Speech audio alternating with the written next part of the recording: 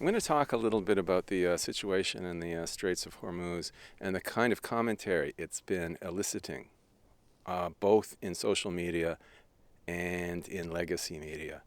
There are a lot of very severe criticisms of the Trump administration right now, and they're being directed at Trump himself, they're being directed at J.D. Vance, they're being directed at Scott Bessent, and the gist of it is that after over a year of the administration, the Trump administration, threatening various allies in Europe and Asia with tariffs and so forth, with insults coming from Trump himself about their courageousness in Afghanistan and so forth.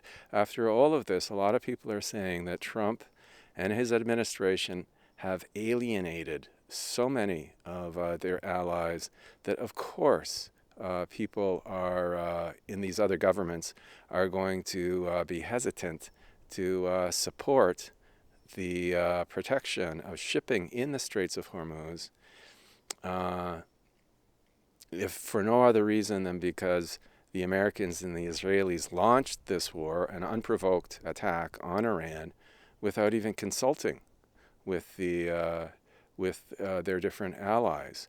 Now, all of that is fine and good as far as it goes, but it is worth noting that the British and the French and possibly others, perhaps the Japanese, maybe the South Koreans, are beginning to move naval assets into position in the Middle East, and you can see why.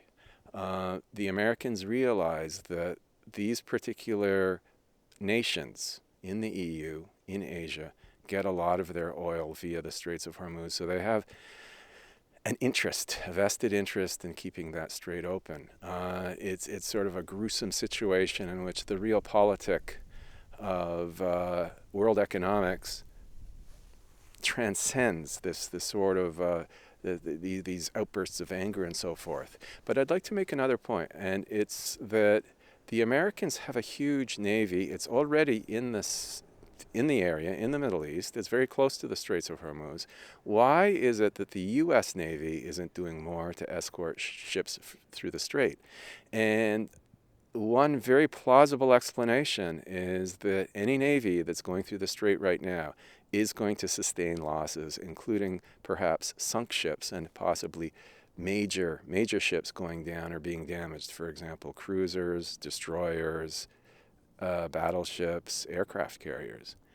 For Trump at this point in time to sustain those kinds of naval losses would really eat into the very feeble support that he's getting from echelons in his MAGA base. The sort of the cultish, low IQ supporters of Trump will probably keep supporting Trump until the gates of hell are open. But for the more cynical, more intelligent members of the power elite in Washington, you can see that even though they may be willing to support Trump up to a certain point, serious losses of Navy ships might be just a little bit too much to bear.